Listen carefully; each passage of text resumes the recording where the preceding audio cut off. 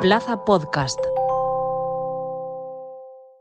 La Paella Rusa, con Lucía Márquez, Andrés Boix, Guillermo López y Marta Meneu.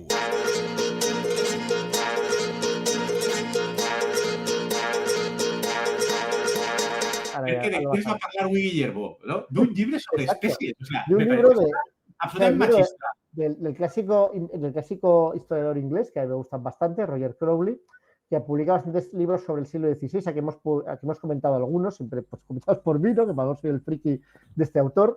Y este es uno sobre el mercado de las especias y cómo España y Portugal lucharon para llegar a ese mercado de las especias en las Molucas, en las Islas Molucas en el Pacífico. Entonces, claro, al principio el tema parece un poco marciano, pero luego el tema resulta apasionante porque no se queda ahí. Es una especie de explicación de cómo se desarrolla el comercio internacional en el siglo XVI, ¿no? Explica pues cómo las islas de Molucas eran dos islas básicamente, Ternate y Tidore, que eran islas donde crecía el clavo, una de las dos especias que venían de allí, y como en las islas de Banda, que estaban muy cerca de las Molucas, pero también en un territorio desconocido para los europeos, es donde crecía la nuez moscada, ¿no? Y que tanto el clavo como la nuez moscada eran dos productos que eran carísimos para los europeos porque llegaban a través de los comerciantes musulmanes y claro, llegaban con un sobrecoste inmenso porque no en vano había que atravesar pues medio mundo para llegar hasta Europa, y al mismo tiempo que era un producto igual daba un beneficio del 2000%, poner aranceles a eso, a ver cómo consigues, como no pongas un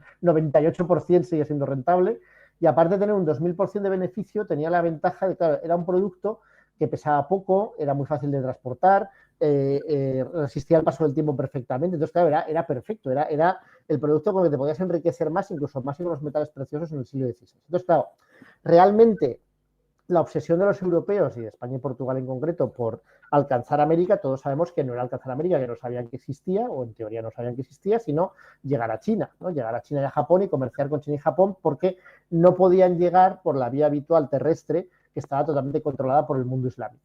Entonces los portugueses intentan llegar a Japón y a China a través de África, o sea, rodean África y van montando factorías cada cierto tiempo para sencillamente poder repostar, poder comerciar y poder tener ahí puntos fuertes en los que pues eso, abastecerse y seguir acercándose a esa tierra prometida, ¿no? Que eran las Islas de las Especias y China. Y España, en cambio, se encuentra con América, intenta el estilo contrario, se encuentra en medio con América, con lo cual eso le dificulta inicialmente llegar. Los portugueses llegan primero, o sea, de hecho conquistan Malaca, que es la ciudad que está en mitad del estrecho del mismo nombre, que es uno de los puntos de comercio más importantes del mundo entonces y ahora, ¿no? Al lado de Singapur, y los españoles lo intentan con la expedición de Magallanes. Entonces cuenta primero el libro de la expedición, que primero les cuesta 5 meses, que a mí me pareció alucinante, cruzar el estrecho de Magallanes, porque tú lo ves en el mapa y el estrecho de Magallanes parece muy fácil de atravesar, pero en realidad es un estrecho lleno de un montón de recovecos, de islas en medio, de entradas en la tierra que parece que pueden llegar al océano pero no llegan. Entonces les costó nada menos que 5 meses atravesar ese estrecho, esa barbaridad. Tanto que les cuesta que se provoca un motín por parte de muchos de los marineros.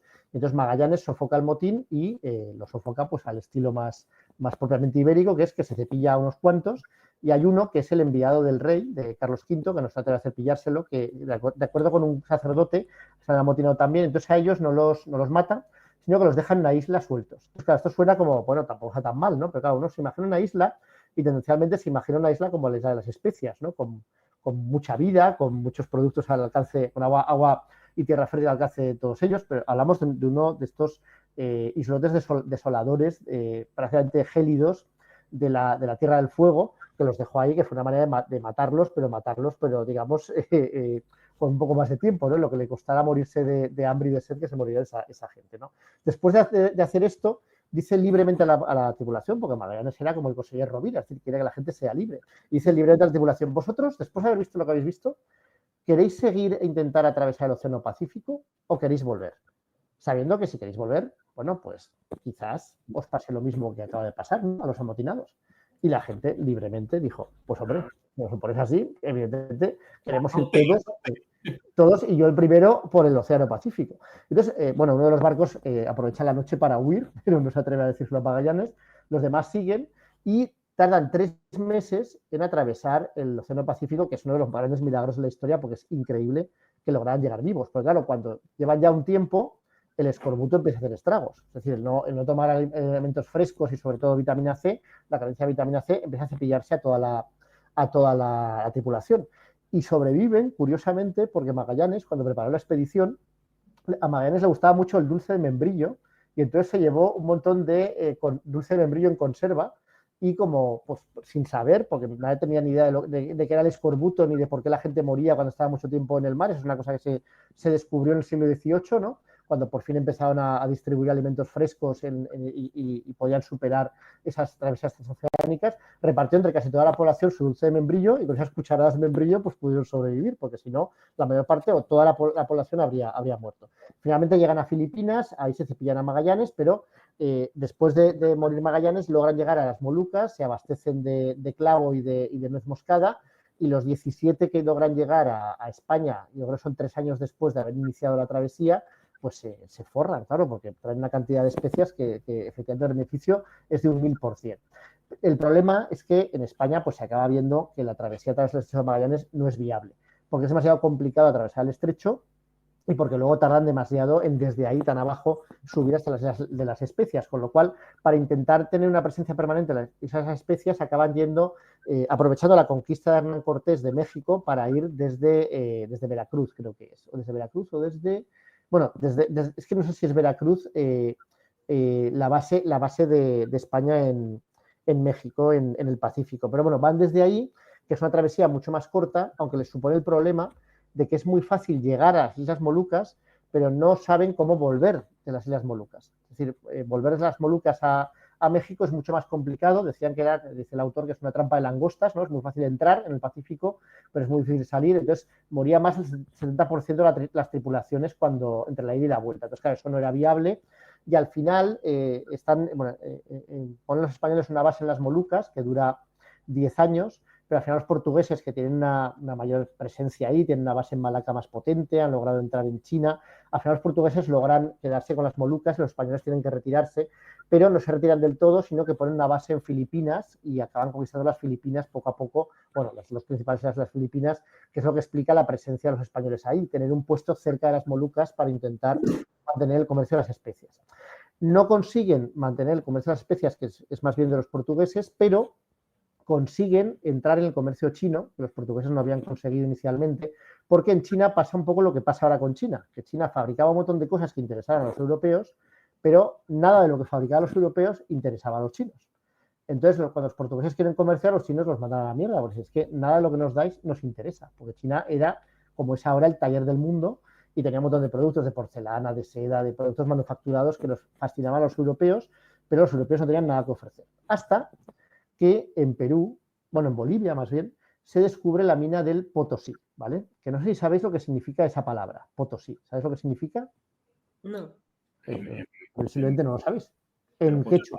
En quechua ni idea. No. Yo sé bueno, en quechua o el idioma que se hable ahí. Creo que es quechua. No, yo sé en castellano que cuando se dice que una cosa vale un Potosí es que es una cosa muy valuosa. Pero no. Bueno, no, es que me impresionó bastante el nombre en quechua, que creo que es la lengua de los nativos que trabajaron hasta la muerte ahí. La palabra Potosí significa la montaña que se come a los hombres. O sea, porque era una montaña que estaba a 5.000 metros de altura y debajo de la montaña se crea la ciudad de Potosí, que es una ciudad que en el siglo XVI era la cuarta ciudad más grande del mundo occidental, a 4.000 metros de altura. Tenía 160.000 habitantes. Porque claro, es una montaña gigante llena de plata, que durante todo el siglo XVI abastece, o sea, la mitad de la producción de plata del mundo es de esa montaña. Y claro, los españoles, de hecho, el oro español en realidad fue la plata española, sobre todo fue plata.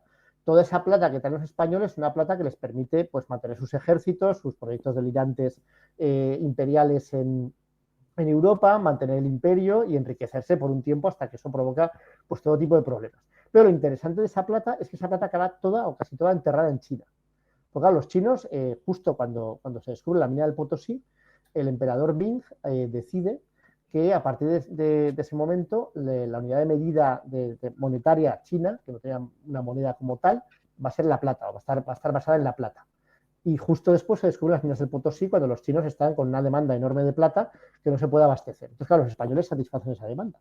Y se convierte Manila en un centro comercial de primer orden en el cual los españoles cambian su plata a cambio de todo tipo de productos chinos que luego introducen en el continente europeo, de la misma manera que buena parte de la plata que llega a España a Sevilla para pagar los ejércitos españoles y demás, también acaba tarde o temprano en China, que son los grandes hambrientos de plata de ese mundo. Bueno, sí, aquí toda la historia que está de Quevedo, de el oro, y viene a morir a España y es en Génova enterrado de los banqueros genoveses. Esa es la primera fase solo. No, es verdad, porque claro, los prestamistas son genoveses. Son banqueros genoveses que luego a continuación cogen la plata y se la gastan en comprar a los chinos porcelana y seda y entonces mercadean con eso, porque los chinos se lo acaban quedando todo. O sea, el libro está muy bien, es un libro muy interesante. A ver, es un libro muy raro, porque fijaos los saltos que hemos dado, ¿no? Hemos pasado de las islas de Magallanes a las islas de las Especias, luego hemos saltado a China, a Manila, tal. Pero explica bastante bien lo precario y al mismo tiempo la contumacia de los europeos para poder tender esas redes comerciales, Paco, porque es que el beneficio que ganaban era inmenso. Y durante un siglo, pues claro, países muy pobres como España y Portugal, de repente entró ahí una marea de oro y de plata que creó pues una riqueza inmensa. Eso en Lisboa, en las ciudades portuarias portuguesas se sigue viendo aún, ¿no? Desde ese siglo XVI, las casas nobles que se construyen de los comerciantes, ¿no? Luego ya en el XVI, pues es el siglo ibérico, digamos. En el XVII pierden ya esa preponderancia, entre otras cosas, porque tanto los portugueses como los españoles mantienen en secreto sus cartas de navegación. Claro, no quieren que ningún otro país descubra dónde están las Molucas. De hecho, los portugueses saben llegar desde el oeste y los españoles desde el este, ¿no? Cada uno desde sus propias cartas de navegación. Pero a finales del XVI, un holandés roba todas las cartas de navegación portuguesas y las publica, las difunde. Y por eso, poco después, los holandeses llegarán a lo que llaman a las Indias holandesas, que es Indonesia y toda esa zona, y se apropian de todo eso. Y con la tradicional eficacia holandesa esclavizan mucho mejor y mucho más a todos los nativos para sacarles muchas más especias y mucho más dinero del que nunca les sacaban los portugueses o los españoles, ¿no? en esa zona. Però perquè aconseguir una innovació cultural, que és la creació de la societat de responsabilitat de capital. Exacto. No? Ahí el capitalisme, va començar el capitalisme, no? I d'aquestes aventures imperials per a colonitzar, per a aconseguir clau i llanou, moscada, passem a un desenvolupament capitalista, com Déu mana, on no és imperialisme i no hi ha llegenda negra, sinó que és civilització. Estem parlant de civilització. No, sí. Y además eso lo hicieron los ingleses también, que acaban conquistando la India con una compañía comercial, o sea que funcionó mucho mejor que el modelo ibérico, ¿no? Para que negarlo. ¿Ves, Marta? O sea, que tú crees que esa tienda es de fotografía, posiblemente empezaría con el comercio de especias, como casi todo. Sí, totalmente. Jo estic confirmant també que, efectivament, Carmencita té tant nou moscada com clau. O sea, claro. No? Eso es básico. Ara, no sé d'on arriba, perquè també tracta de mirar si se continua produint només en aquestes illes. Suposo que a dia d'avui ja sabrem conrear-les en altres parts, però el que sí que he vist és que està comercialitzada a Espanya tranquil·lament per Carmencita.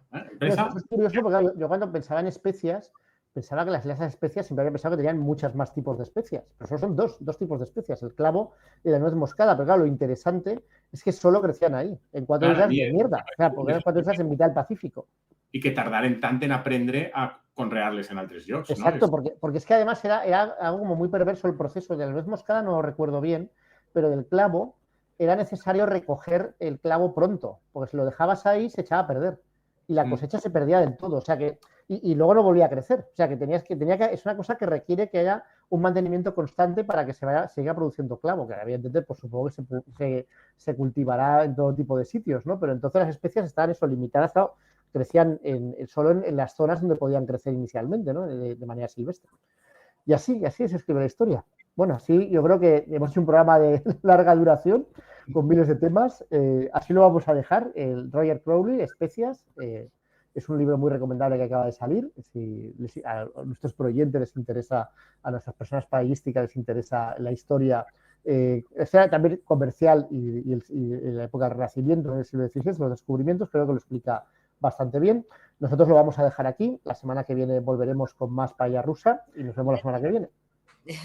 Adiós. Adiós.